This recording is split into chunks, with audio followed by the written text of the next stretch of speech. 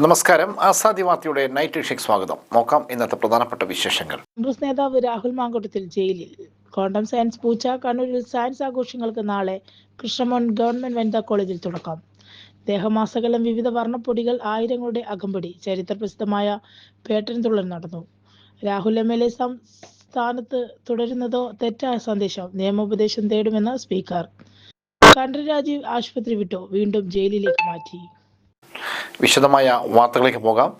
ലൈംഗിക പീഡന പരാതിയെ തുടർന്ന് അറസ്റ്റിലായ രാഹുൽ മാങ്കൂട്ടത്തിൽ MLA റിമാൻഡ് ചെയ്തു. 14 ദിവസത്തേക്കാണ് റിമാൻഡ്. മാവേലിക്കര സ്പെഷ്യൽ സബ് ജയിലിലേക്കാണ് മാറ്റിയത്. ഇമെയിൽ വഴി ലഭിച്ച പുതിയ ലൈംഗിക പീഡന പരാതിയുടെ അടിസ്ഥാനത്തിലാണ് പോലീസ് പാലക്കാട് നിന്ന് രാഹുലിനെ അറസ്റ്റ് ചെയ്തത്. മൂന്നാമത്തെ പീഡന പരാതിയിൽ ദേഹോദ്രവം, സാമ്പത്തിക ചൂഷണം, നിർബന്ധിത ഗർഭചിത്രം അടക്കമുള്ള ഗുരുതര ആരോപണങ്ങളാണുള്ളത്.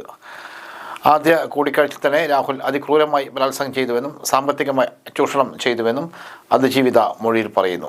ആദ്യ ലൈംഗിക പീഡന കേസിൽ രാഹുലിൻ്റെ അറസ്റ്റ് ഹൈക്കോടതി തടഞ്ഞിരുന്നു. രണ്ടാം കേസിൽ വിചാരണ കോടതി മുൻകൂർ ജാമ്യം അനുവദിച്ചിരുന്നു.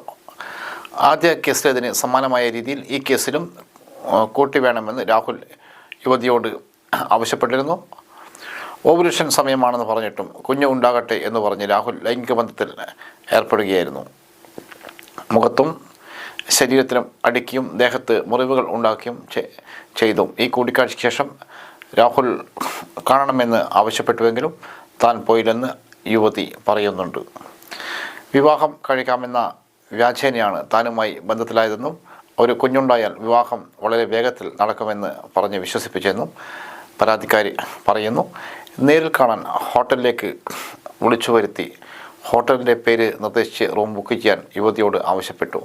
റൂമിൽ എത്തിയ രാഹുൽ സംസാരിക്കാൻ പോലും നിൽക്കാതെ ശാരീരികമായി കടന്നാക്രമിച്ചു. അതിക്രൂരമായ പീഡനമാണ് നേരിട്ടതെന്നും യുവതി മൊഴി നൽകിയിട്ടുണ്ട്. ക്വാണ്ടം സയൻസ് പൂച്ച. കണ്ണൂരിൽ സയൻസ് ആഘോഷങ്ങൾക്ക് നാളെ പള്ളിക്കുന്ന് കൃഷ്ണമേനോൻ ഗവൺമെൻറ് വനിതാ കോളേജിൽ തുടക്കമാകും.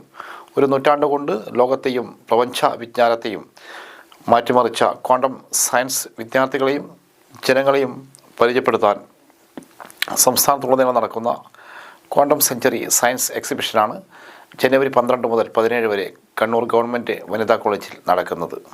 ഐക്യരാഷ്ട്രസഭയുടെ തീരുമാനപ്രകാരം 2025 ക്വാണ്ടം സയൻസിന്റെയും സാങ്കേതികവിദ്യയുടെയും വർഷമായി ലോകമെമ്പാടും ആഘോഷിക്കുകയാണ്. അതിന്റെ ഭാഗമായി കേരള ശാസ്ത്ര സാഹിത്യ പരിഷത്തും അതിന്റെ സയൻസ് പോർട്ടൽ ലൂക്കയും ചേർന്ന് കൊച്ചിൻ ശാസ്ത്ര സാങ്കേതിക സർവകലാശാലയുടെ അക്കാദമിക പിന്തുണയോടെയാണ് പ്രദർശനം ഒരുക്കുന്നത്. കണ്ണൂരിൽ VK കൃഷ്ണമേനോൻ കോളേജിന്റെയും സുവർണ ജൂബിലി ആഘോഷത്തിന്റെ ഭാഗമായാണ് പ്രദർശനം.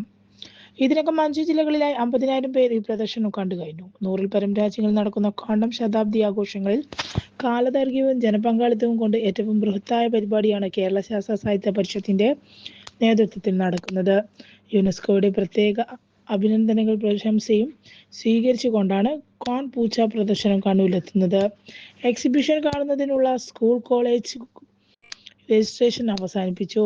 ജില്ലയിലെ 120-ലേറെ സ്ഥാപനങ്ങളിൽ നിന്നായി 50,000-ലധികം വിദ്യാർത്ഥികൾ ഇതിനകം എക്സിബിഷൻ കാണുന്നതിനായി രജിസ്റ്റർ ചെയ്തിട്ടുണ്ട്. ഓരോ സ്കൂളിൽ നിന്നും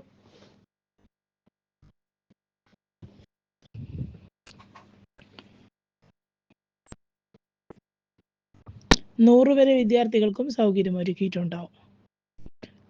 പരിസ്ഥിതി council member secretary doctor Sabu മുഖ്യ അതിഥിയായി. കോളേജ് പ്രിൻസിപ്പൽ KT ചന്ദ്രമോഹൻ അധ്യക്ഷത വഹിച്ചു.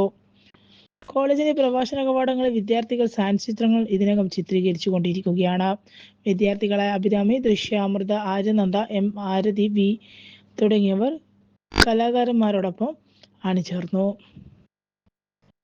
ഇത് സംബന്ധിച്ച് ചേർന്ന അവലോകന യോഗത്തിൽ doctor Santhosh CP, vice principal PK Sudhakaran, PP Babu, VP Srinivasan, OM Sankaran, doctor MK Surabhi, doctor M Sukumaran, syndicate member doctor PH Shanavas, doctor Surabhi, doctor Vipin Chandran Kannur, ജില്ലാ പഞ്ചായത്ത് അംഗവും കേരള ശാസ്ത്ര സാഹിത്യ പരിഷത്ത് ജില്ലാ president PB Jayasree, secretary Biju Neduvalloor, convener KP Pradeepan, college വിദ്യാർത്ഥി യൂണിയൻ ചെയർമാൻ നാസിയ സലീം തുടങ്ങിയവർ പങ്കെടുത്തു. എരുമേലി തീർത്ഥാടക തിരക്കിൽ മതസൗഹാർദ്ദത്തിൻ്റെയും അയ്യപ്പ ഭക്തിയുടെയും പ്രതീകമായ പേട്ടതുള്ളൽ നടന്നു. ദേശമാസകലം വിവിധ വർണ്ണപ്പൊടികൾ വിതറി നെറ്റിപ്പട്ടം കെട്ടിയ ആനകളുടെ അകമ്പടിയോടെ പേട്ടതുള്ളിയെത്തിയ അമ്പലപ്പുഴ സംഘത്തെ എരുമേലി വാവർപ്പള്ളി നയനാർപ്പള്ളി കവാടത്തിൽ എരുമേലി മഹല്ല ജമ്മത്ത് ഭാരവാഹികൾ ചേർന്ന് സ്വീകരിച്ചു. ഇന്ന് പകൽ 12 മണിക്ക് എരുമേലി കൊച്ചമ്പലത്തിൽ അമ്പലപ്പുഴ സംഘത്തിൻ്റെ പേട്ടതുള്ളൽ ആരംഭിച്ചിരുന്നു. സംഘത്തിലെ പെരിയസ്വാമിയെ പച്ചഷാൾ അണിയിച്ചാണ് സ്വീകരിച്ചത്. പള്ളിയുടെ മുകളിൽ നിന്ന് ഇതേ സമയം പുഷ്പവൃഷ്ടി ഉണ്ടായിരുന്നു. പള്ളിക്ക് വലം വെച്ച് പേട്ടതുള്ളിയെത്തുന്ന സംഘത്തോടൊപ്പം വാവരുസ്വാമിയും പോയി എന്ന ഐതിഹ്യം മുൻനിർത്തി വാവരുടെ പ്രതിനിധിയായി ആസാദ് താഴത്തുവീട്ടിൽ അമ്പലപ്പുഴ സംഘത്തെ വലിയമ്പലം വരെ അനുഗമിച്ചു. ഉച്ചയ്ക്ക് ശേഷം കൊച്ചമ്പലത്തിൽ നിന്നാണ് അലങ്ങാട്ട് സംഘത്തിൻ്റെ പേട്ടതുള്ളൽ ആരംഭിച്ചത്. ഈ സംഘം വാവര് പള്ളിയുടെ കവാടം വരെ എത്തുമെങ്കിലും പള്ളി വളപ്പിൽ കയറാറില്ല. അമ്പലപ്പുഴ സംഘത്തോടൊപ്പം വാവരുസ്വാമിയും പോയി എന്ന ഐതിഹ്യമാണ് ഇതിന് പിന്നിൽ. ഇരു കൂട്ടരുടെയും വലിയമ്പലം കവാടത്തിൽ ദേവസ്വം ബോർഡ് വരവകൾ സ്വീകരിച്ചു.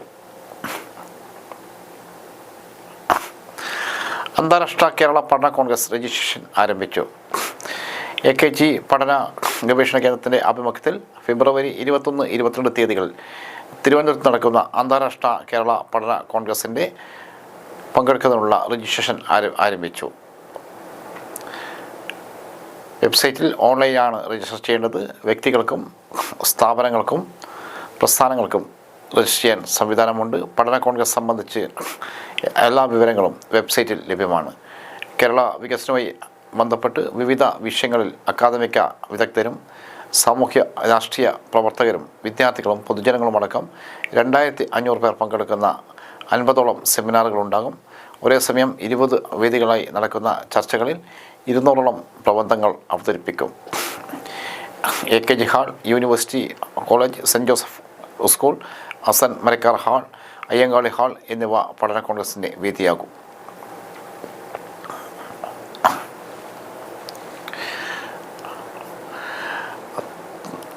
തുടർച്ചയായ ബലാത്സംഗ പരാതികളുടെ പശ്ചാത്തലത്തിൽ രാഹുൽ മാങ്കോട്ടത്തിലിനെ MLA സ്ഥാനത്ത് നിന്ന് അയോഗ്യനാക്കുന്നതിനുള്ള നിയമ ഉപദേശം തേടുമെന്ന് സ്പീക്കർ AM ഷംഷീർ. നിയമ വിദഗ്ധരുമായി ആലോചിച്ച ശേഷം വിഷയത്തിൽ തീരുമാനമെടുക്കും. ഗുരുതരമായ ലൈംഗിക പീഡന പരാതികൾ നേരിടുന്ന രാഹുൽ മാങ്കോട്ടത്തിൽ MLA സ്ഥാനത്ത് തുടരുന്നത് തെറ്റായ സന്ദേശമാണ് നൽകുന്നത്. നിയമ വിദഗ്ധരുമായി കൂടിയാലോചിച്ച ശേഷം തീരുമാനിക്കുമെന്ന് സ്പീക്കർ മാധ്യമങ്ങളോട് വ്യക്തമാക്കി. എത്തിക്സ് ആൻഡ് പ്രിവിലേജ് കമ്മിറ്റി രാഹുലിൻ്റെ അറസ്റ്റ് പരിശോധിക്കുമെന്ന് സ്പീക്കർ വ്യക്തമാക്കി. ഇന്ന് പുലർച്ചെയാണ് ലൈംഗിക പീഡന പരാതിയിൽ രാഹുൽ മാങ്കൂട്ടത്തിലിനെ പാലക്കാട് നിന്നും അറസ്റ്റ് ചെയ്ത് പിന്നാലെ പത്തനംതിട്ട AR ക്യാമ്പിലെത്തിച്ച് SIT മേധാവി പൂങ്കുഴലിയുടെ നേതൃത്വത്തിൽ ചോദ്യം ചെയ്തു. വൈദ്യ പരിശോധനയ്ക്ക് ശേഷം മജിസ്ട്രേറ്റിന് മുന്നിൽ ഹാജരാക്കി. മാങ്കൂട്ടത്തിലിനെ വൈദ്യ പരിശോധനയ്ക്കായി എത്തിച്ചപ്പോൾ വൻ പ്രതിഷേധമാണ് നേരിട്ടത്. ആശുപത്രിക്ക് മുന്നിൽ DYFI അടക്കമുള്ള യുവജന സംഘടനകൾ പ്രതിഷേധവുമായി എത്തി. രാഹുൽ MLA സ്ഥാനം രാജിവെക്കണം എന്ന് ആവശ്യപ്പെട്ടാണ് പ്രതിഷേധം നടന്നത്. ശബരിമല സ്വർണ്ണമോഷണ കേസിൽ കോടതി റിമാൻഡ് ചെയ്തതിന് പിന്നാലെ ദേഹാസ്വസ്ഥ മൂലം ആശുപത്രിയിൽ പ്രവേശിക്കപ്പെട്ട തന്ത്രി കണ്ഠർ രാജീവർ ആശുപത്രി വിട്ടു. ഞായറാഴ്ച ഉച്ചയോടെ ജയിലിലേക്ക് മാറ്റി. കട്ടിള പാളിയിലെ സ്വർണം കവർന്ന കേസിലാണ് നിലവിൽ അറസ്റ്റ്. 13ാം പ്രതിയാണ്. സ്വർണം മോഷ്ടിക്കാൻ മുഖ്യപ്രതി ഉണ്ണികൃഷ്ണൻ പോറ്റിക്കും സംഘത്തിനും അവസരമൊരുക്കിയത് തന്ത്രിയാണെന്നതിൻ്റെ നിർണായക തെളിവ് നേരത്തെ തന്നെ SIT ശേഖരിച്ചിരുന്നു. റിമാൻഡ് റിപ്പോർട്ട് പ്രാഥമിക രേഖ മാത്രമാണ്. പ്രതിയെ അറസ്റ്റ് ചെയ്യാൻ പ്രഥമദൃഷ്ട്യായുള്ള കാര്യങ്ങൾ മാത്രമേ രേഖയിൽ ഉണ്ടാകൂ.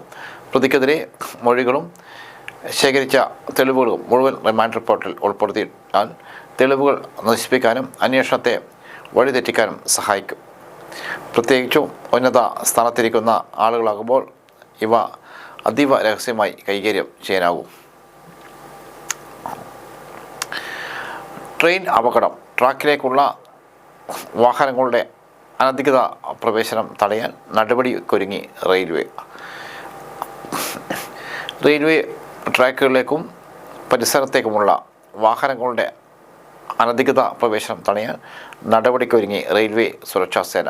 2025 ഡിസംബർ 23 വർക്കല അകത്തുമുറിയിൽ വന്ദേ ഭാരത് ട്രെയിൻ ഓട്ടോയിൽ ഇടിച്ച സംഭവത്തെ തുടർന്നാണ് ഈ നീക്കം. അപകട സാധ്യതയുള്ള മേഖലകളിൽ തടസ്സങ്ങൾ വെക്കാനാണ് RPF തീരുമാനം. ഓട്ടോ ട്രാക്കിൽ മറിഞ്ഞ ഉടനെ മദ്യവെച്ചിരുന്ന ഡ്രൈവർ ഓടി രക്ഷപ്പെട്ടെങ്കിലും പിന്നീട് പോലീസ് ഇയാളെ അറസ്റ്റ് ചെയ്തിരുന്നു. വന്ദേ ഭാരത് ഉൾപ്പെടെയുള്ള സർവീസുകൾ 1 മണിക്കൂറോളം ഇതിനാൽ തടസ്സപ്പെട്ടിരുന്നു. നിയന്ത്രണം വിട്ട് പ്ലാറ്റ്ഫോമിലേക്ക് ഇടിച്ചു കയറിയ ഓട്ടോ ട്രാക്കിലേക്ക് മറിയി വീഴുകയും അതേസമയം കാസർഗോഡ് നിന്നും തിരുവനന്തപുരത്തേക്ക് പോവുകയായിരുന്ന വന്ദേ ഭാരത് ഓട്ടോയിൽ ഇടിക്കുകയായിരുന്നു. സ്കൂൾ കലോത്സവം എ ഗ്രേഡ് നേടുന്നവർക്കുള്ള സമ്മാനത്തുക വർദ്ധിപ്പിച്ചു. സംസ്ഥാന സ്കൂൾ കലോത്സവത്തിൽ എ ഗ്രേഡ് നേടുന്ന കുട്ടികൾക്കുള്ള സമ്മാനത്തുക 1500 രൂപയായി വർദ്ധിപ്പിച്ചു. സാംസ്കാരിക സ്കോളർഷിപ്പ് എന്നാണ് സമ്മാനത്തുക അറിയപ്പെടുന്നത്. കഴിഞ്ഞ വർഷം 12,000 കുട്ടികൾക്ക് എ ഗ്രേഡ് ലഭിച്ചു. ഇതുവരെ ട്രോഫിയും സമ്മാന തുകയായി 1000 രൂപയുമാണ് നൽകി വന്നിരുന്നത്. ഇത്തവണ ഏകദേശം 15,000 കലാപ്രതിഭകളാണ് മത്സരത്തിനെത്തുന്നത്. കലാപ്രതിഭ, കലാതിലകം എന്നീ പദവികൾ നിർത്തലാക്കി ഗ്രേഡ് സമ്പ്രദായം ഏർപ്പെടുത്തിയത് 2026 എറണാകുളം കലോത്സവം മുതലാണ്. സാംസ്കാരിക സ്കോളർഷിപ്പ് ഇതിനു പകരമായാണ് ഏർപ്പെടുത്തിയത്.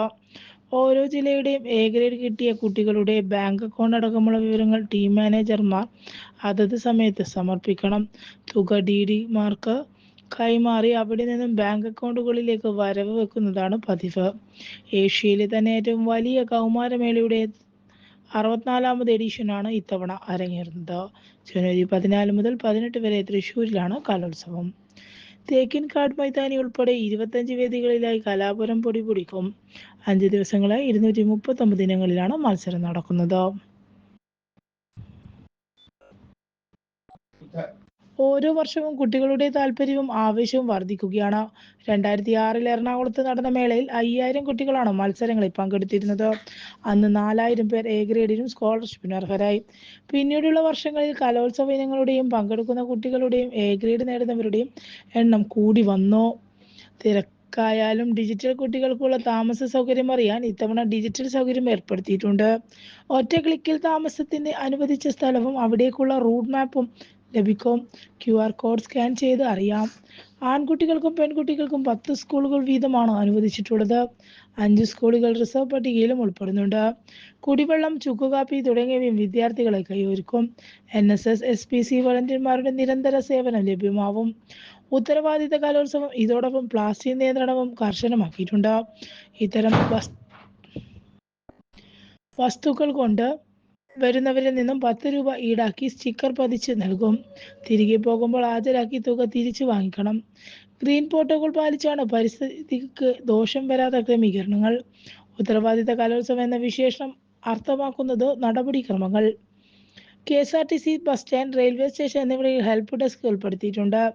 വിദ്യാർത്ഥികൾക്കും കലാമേള കാണാനെത്തുന്നവർക്കും ഇത് പ്രയോജനം ചെയ്യും. സംസ്ഥാന സ്കൂൾ മേളയുടെ തീം സോങ് ഒരുക്കിയത് പാലക്കാട് ജില്ലയിലെ Peralassery government higher secondary school വിദ്യാർത്ഥികളാണ്. സംസ്ഥാന സ്കൂൾ കായികമേളയ്ക്കുള്ള അവതരണ ഗാനം ഒരുക്കിയ V. പ്രഫുൽദാസ് തന്നെയാണ് നേതൃത്വത്തിൽ.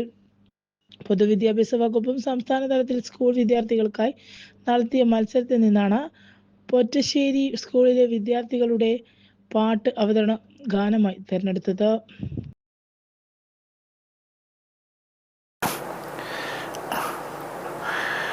കേരളോത്സവം 2026 സംഘാടന സമിതി രൂപീകരിച്ചു. ജില്ലാ പഞ്ചായത്തിൻ്റെയും സംസ്ഥാന യുവജന ക്ഷേമ ബോർഡിൻ്റെയും നേതൃത്വത്തിൽ ജനുവരി 25-26 തീയതികളിൽ പെരളശ്ശേരി ഗവൺമെൻറ് ഹയർ സെക്കൻഡറി സ്കൂളിൽ നടക്കുന്ന കേരളോത്സവത്തിൻ്റെ സംഘാടക സമിതി രൂപീകരിച്ചു.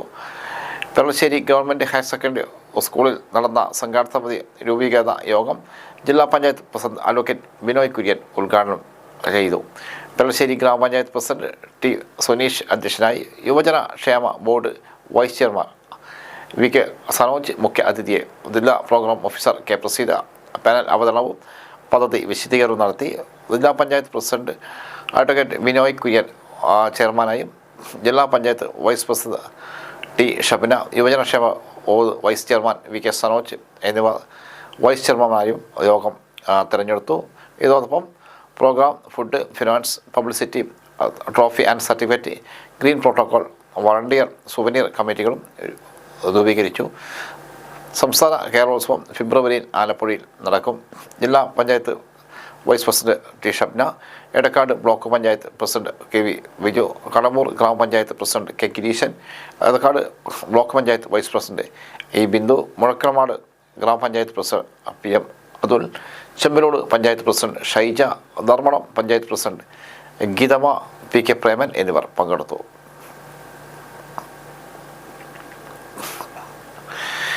കാവ്യ സാഹിത്യ പുരസ്കാരം KV മെസ്ന ഏറ്റുവാങ്ങി.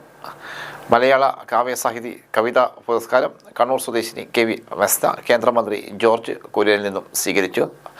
മെസ്ന എഴുതിയ വിരൽ സന്ധ്യ എന്ന കവിതക്കാണ് പുരസ്കാരം ലഭിച്ചത്.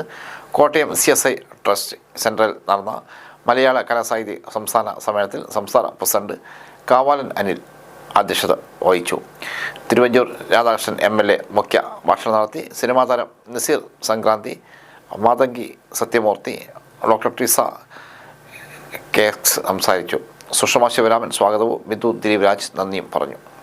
ഇതോടെ ഇന്നത്തെ ആസാദി വാർത്തകൾ സമാപിക്കുന്നു. വീണ്ടും നാളെ കാണാം. നന്ദി, നമസ്കാരം.